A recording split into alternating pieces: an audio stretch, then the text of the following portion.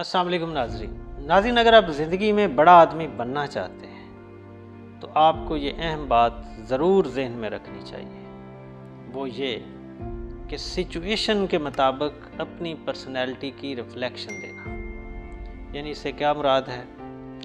इसका मतलब ये है कि अगर आप एक ही तरह की पर्सनैलिटी का इजहार करते हैं, यानी आप रिजिड हैं अपनी पर्सनैलिटी रिफ्लेक्शन के अंदर, तो फिर आपके लिए मसाइल पैदा हो सकते हैं।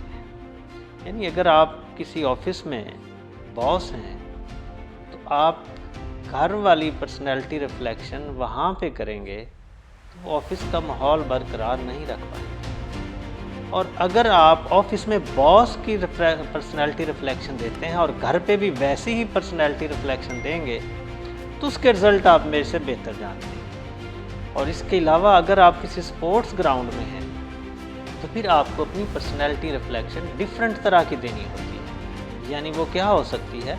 अपने ओपोनेंट के ऊपर फियर तारी करना।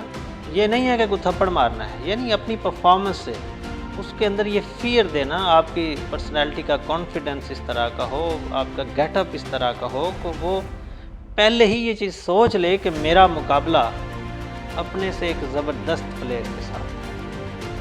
ऐसे ही अगर आप बच्चों के साथ हैं तो आपकी पर्सनैलिटी रिफ्लेक्शन उस लिहाज से होनी चाहिए। अगर अपनी ज़िंदगी के अंदर आप ये एक अहम गुर जान जाते हैं कि मुझे किस सिचुएशन के अंदर किस तरह की पर्सनैलिटी की रिफ्लेक्शन देना है, तो आप यकीनन कामयाबी के साथ आगे बढ़ सकते हैं और एक बड़ा आदमी बन सकते हैं।